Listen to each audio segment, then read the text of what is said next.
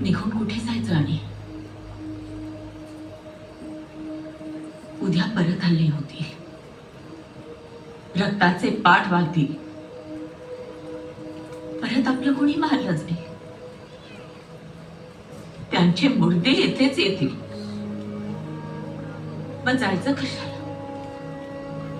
इथे मसनातच वाट पाहत बसावं. आम्ही निजामाला याचा जाब नक्कीच विचारू. राजे, शेवटी आपण चाकरांनी मालकाला जाब विचारायचा नसतो. चुकलेल्या नजरांना उगवता मावळता सूर्य सारखाच.